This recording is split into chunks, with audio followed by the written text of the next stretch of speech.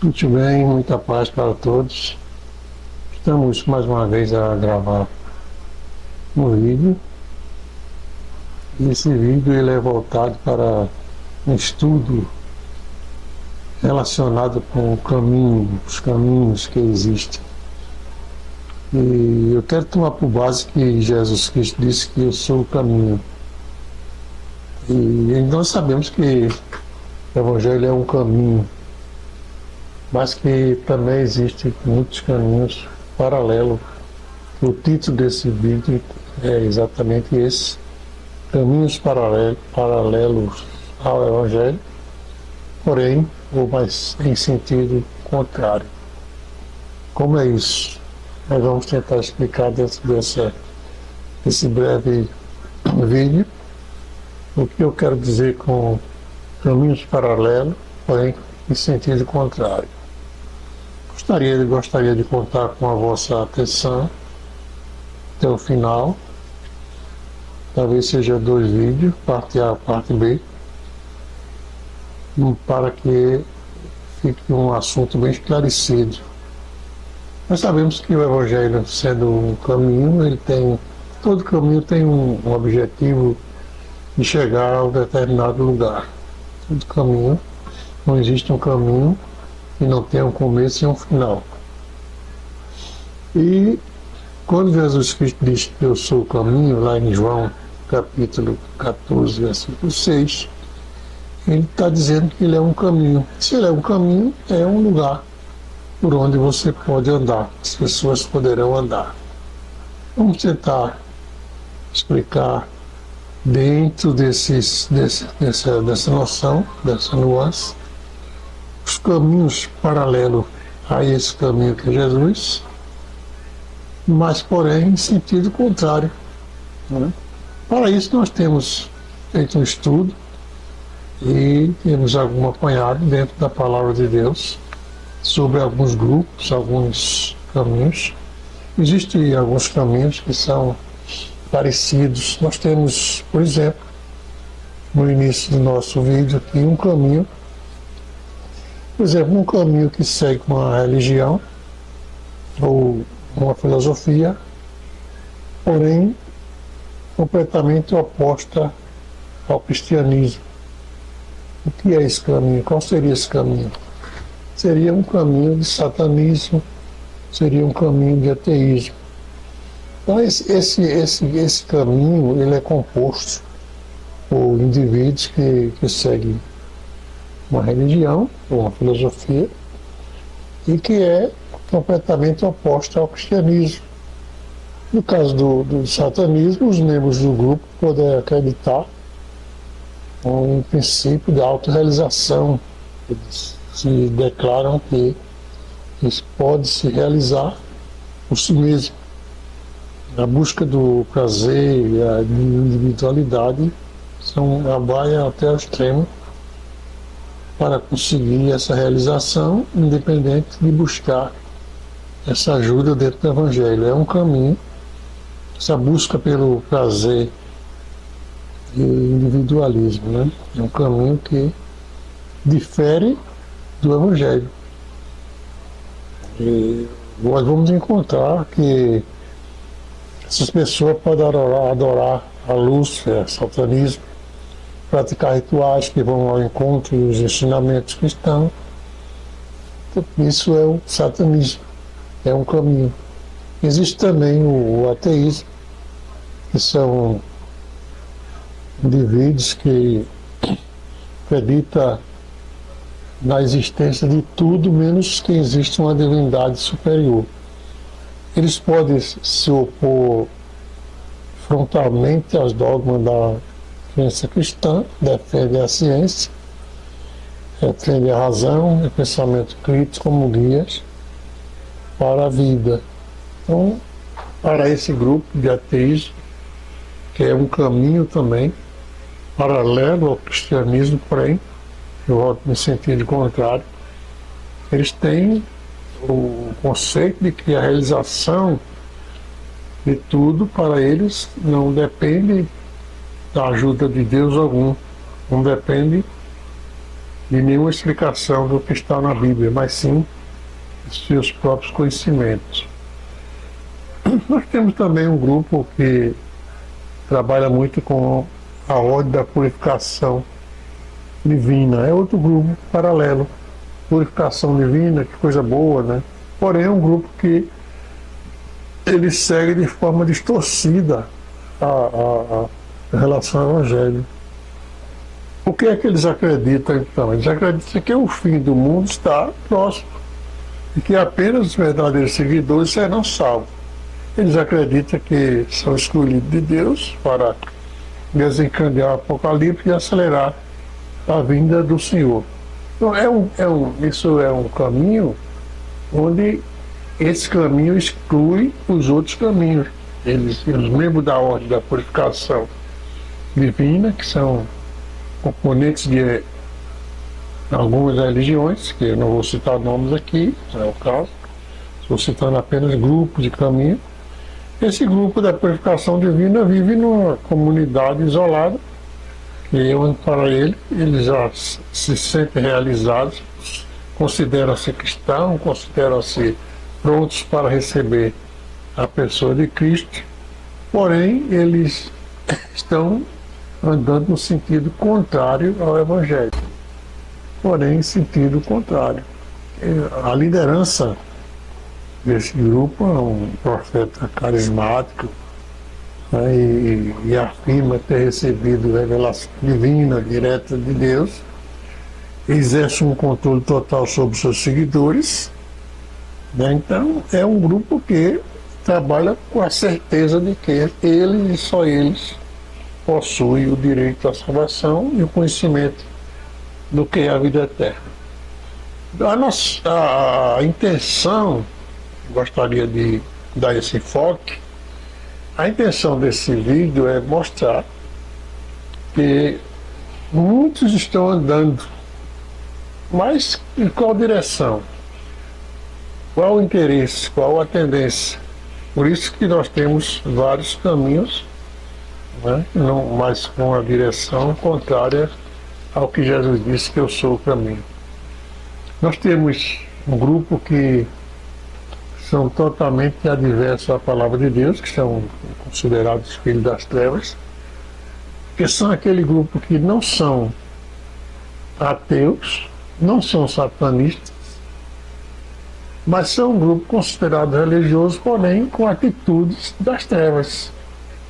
E esse grupo existe, está aí andando, é um grupo que faz parte de religiões, um grupo que faz parte de um caminho também, que diz que está marchando para o céu, porém a atitude mostra que ele está andando na contramão do Evangelho.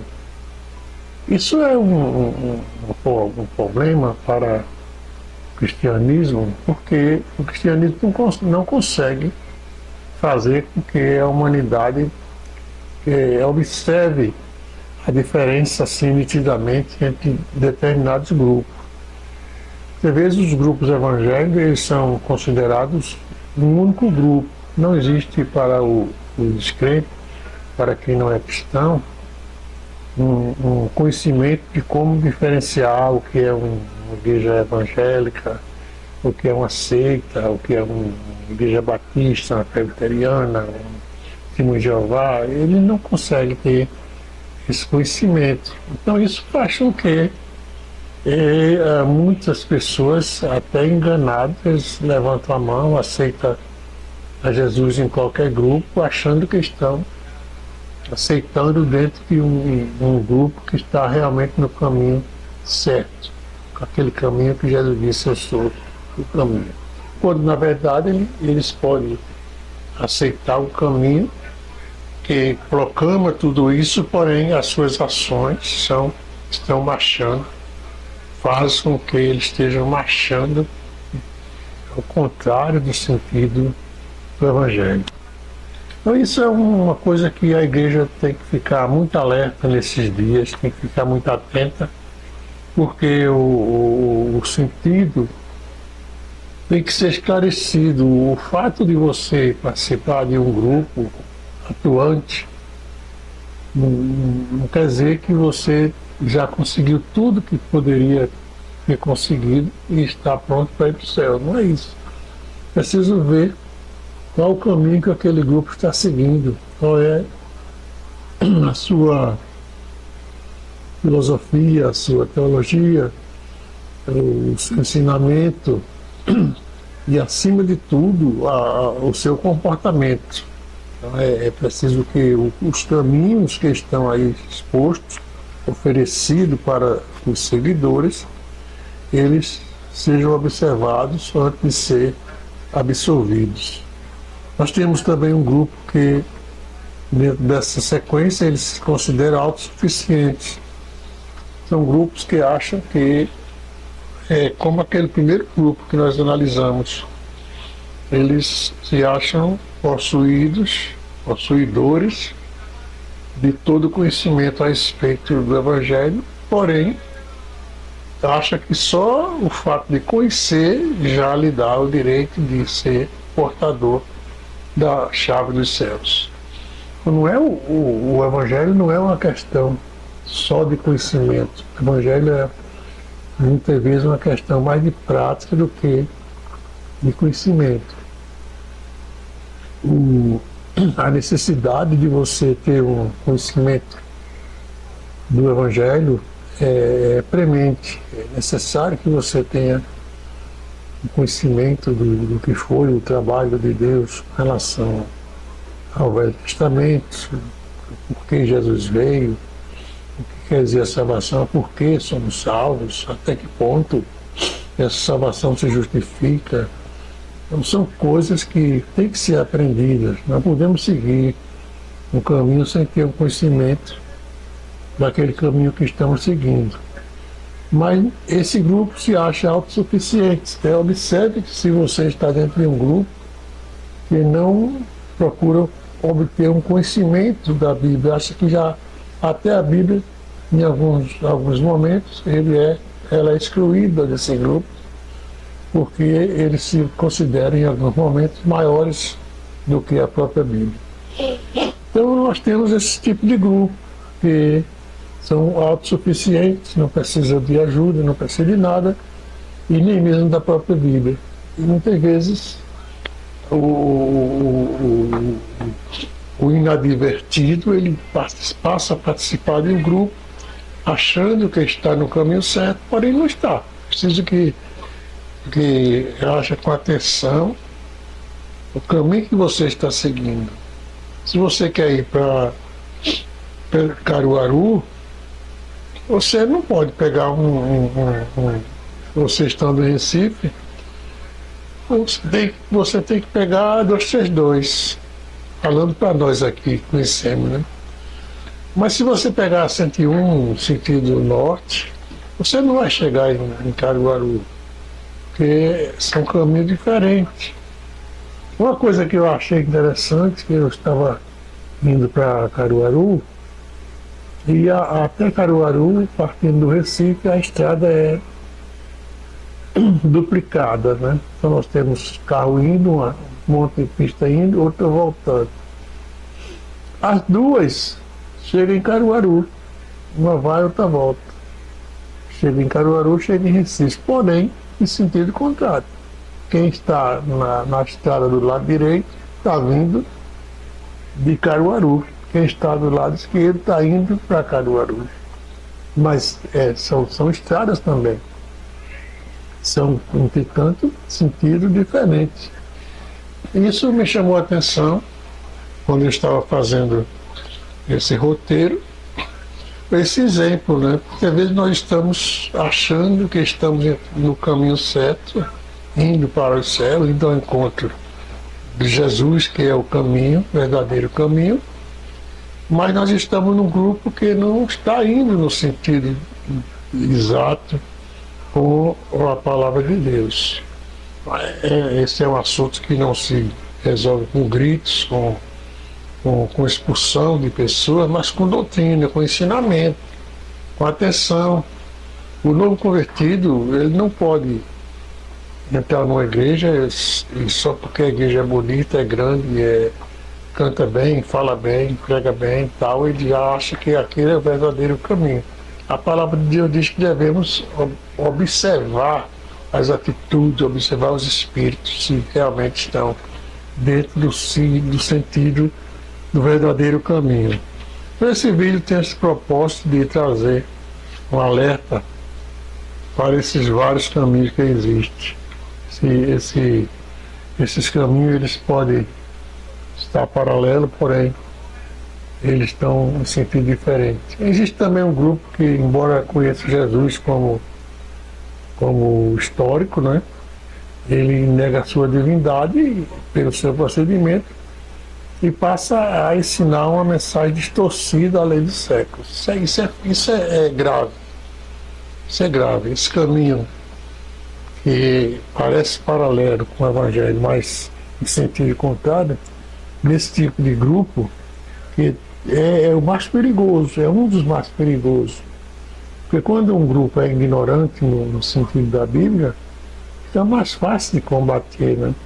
Mas quando ele tem um conhecimento, ele se autodeclara conhecedor da verdade, aí fica difícil, porque ele já tem um sentimento ali encucado e já não sai daquilo ali. Então existe um grupo, nesse um caminho, que tem esse conhecimento de Jesus, mas ele conhece um Jesus histórico. Ele pode contar toda a história de Jesus. Ele nasceu de uma virgem, ele cresceu, sofreu, e pregou, e curou, e batizou, e tal, e pá. Ele conhece a história de Jesus de uma maneira liberada, de uma maneira como um verdadeiro conhecedor. Entretanto, quando esse grupo que se autodenomina conhecedor de Jesus, ele parte para a prática, a sua prática é totalmente distorcida da realidade do caminho que é Jesus. Então, é um grupo que precisa ficar, a igreja tem que ficar atenta, os pastores têm que se responsabilizar pelas suas ovelhas, no sentido de cuidar delas. Cuidar das ovelhas não é só você preparar um culto bom, com bons cantores, boas pregações e bons assentos, cadeira, instrumental. Não é só isso. Isso faz parte de dar uma acomodação para o seu povo. Mas o cuidar das ovelhas é dar um alimento para que elas se sintam alimentadas, que elas não queiram ir para outro pasto, que elas não estejam ali morrendo de fome pela comida envenenada que estão comendo. É a ovelha se sentir protegida, onde os lobos atacam, mas ela sente que o pastor tem a sua proteção. Então existe uma responsabilidade tanto do convertido como do convertedor, que é o pastor, que é a igreja, que é o ministério. E o ministério não tem a obrigação só de dar condições de agasalho para a igreja, não. Ele tem a obrigação de cuidar. Quando Jesus chamou Pedro para apacentar, ele disse: Pedro, tu me amas? Então apacenta minhas ovelhas, apacenta meus cordeirinhos. Então, esse apacenta é zelar, é cuidar, é dar a vida pelas ovelhas, né? Não é organizar grandes templos, não sou contra grandes templos, tem nada a ver, mas é organizar meio de conhecimento, escola para o povo, não só pregações de salvação, mas também, depois de salvo, conhecimento para balizar a sua fé. Então isso é uma responsabilidade da direção da igreja, dos dirigentes, de dar a essas ovelhas o verdadeiro abrigo, e não somente isso, mas o ensinamento para que eles permaneçam ali abrigados e protegidos, e com um conhecimento daquilo que abraçou. Né? Então é muito importante que seja observado esses grupos nos seus procedimentos para que haja uma proteção. Às vezes a igreja não tem esse conhecimento desses grupos, dessas seitas, e vai andando e achando que em qualquer lugar é a mesma coisa, mas não é.